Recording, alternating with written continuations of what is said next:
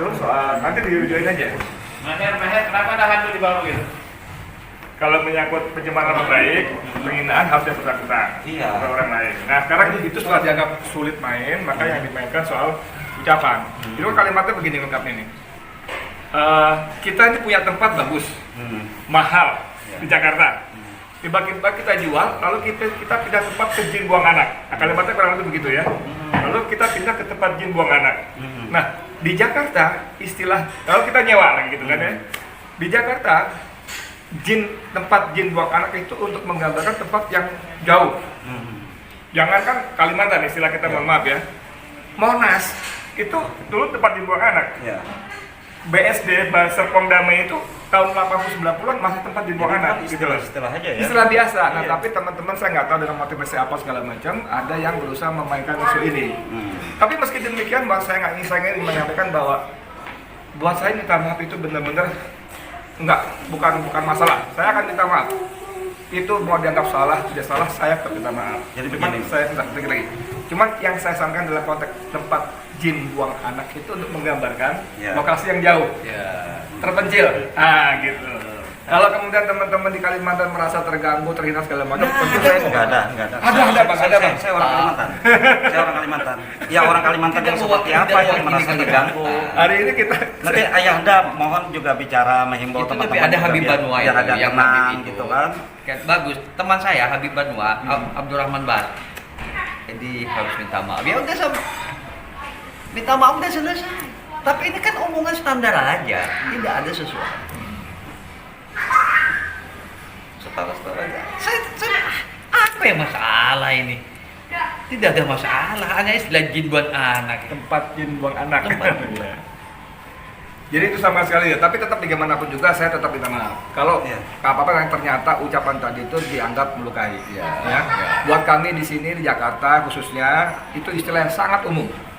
Sebagaimana juga ada beberapa daerah yang secara budaya umum, misalnya mohon maaf di Jawa Timur ya, dia biasa berkata-kata yang buat orang Solo, wih kasar banget loh, Iya. gitu ya. Dia kau mati kapan gitu misalnya gitu kan. Itu kan maaf. Kurang lebih artinya sialan lo kapan mati lo. Tapi itu kan buat Jawa Timuran biasa banget gitu. Tapi buat kuping Solo, Jawa Tengah, ih kasar banget. Nah, Jadi pada konteks itu ketika tempat sekali lagi saya ingin tekankan tempat jin buang anak buat kami saya khususnya Jakarta itu tempat benar-benar hanya menggambarkan tempat jauh. Nggak ada kaitan ada pretensi merendahkan menghina nggak ada. Jadi buat teman-teman yang ada di Kalimantan, mohon ini dimengerti, pernyataan beliau sebenarnya tidak sejahat yang kita bayangkan.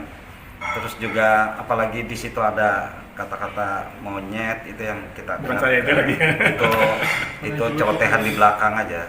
Jadi buat Bang Edi juga tetap terus suarakan yang benar itu benar, yang salah itu salah. Itu harapan. Saya orang Kalimantan, Bang Jali, Pak Hakim, untuk mewakili juga Kalimantan. Terus itu ketua kita juga, beliau. Jadi terus Ayahanda mungkin ada tambahan, Ayahanda Wahid. Ya, sekarang ini kan isu politik kan isu yang menjadi hangat trending ya.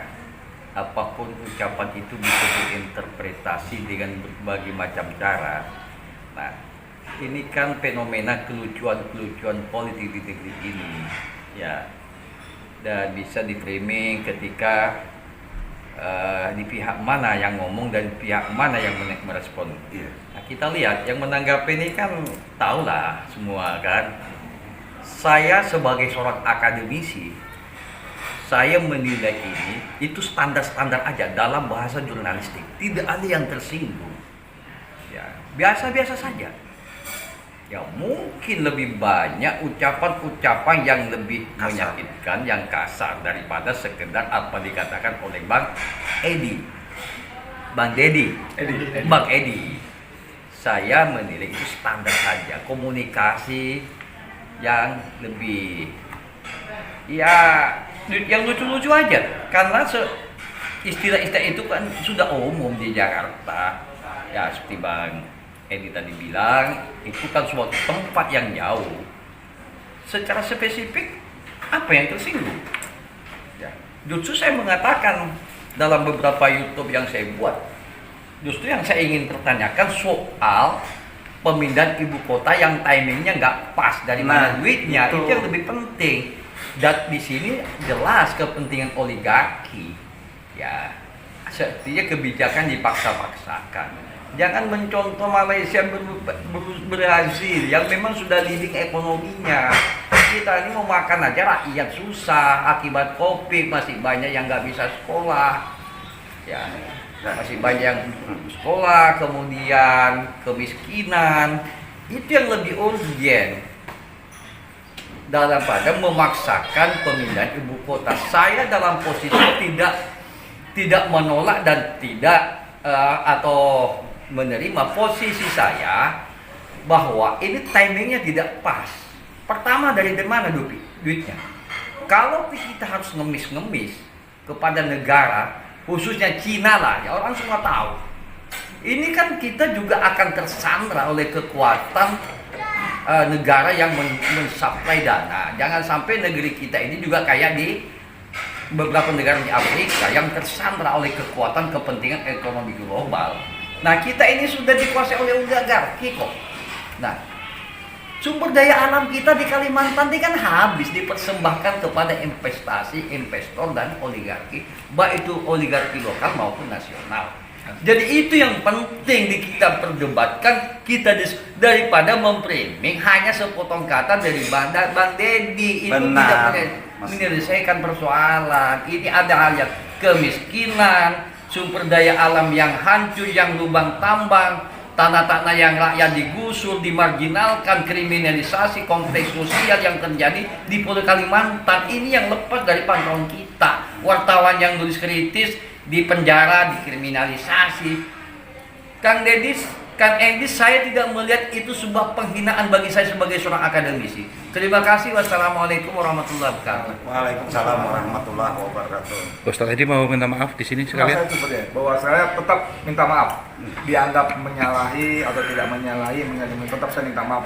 Ternyata itu membuat ada kesalahpahaman. Tapi sekali lagi saya ingin ulangi bahwa tempat jin buang anak buat kami di Jakarta khususnya itu hanya menggambarkan betapa jauhnya tempat itu. Sekali lagi buat contoh lagi ya, Monas pun disebut tempat jin buang anak. Serpong, Bintaro, BSD itu dulu tahun 80-90-an tempat jin buang anak. Gitu aja. Makasih Ya, banyak. mungkin karena saya tadi tidak menyebut, orang mungkin nanya ini siapa yang ngomong ini. Saya Dr. Haji Muhammad Wahid As'ad MSI. Saya tenaga pengajar pada Fakultas Ilmu Sosial dan Ilmu Politik Universitas Islam Kalimantan, Direktur Pusat Studi Politik dan Kebijakan Publik Banjarmasin Kalimantan Selatan. Terima kasih.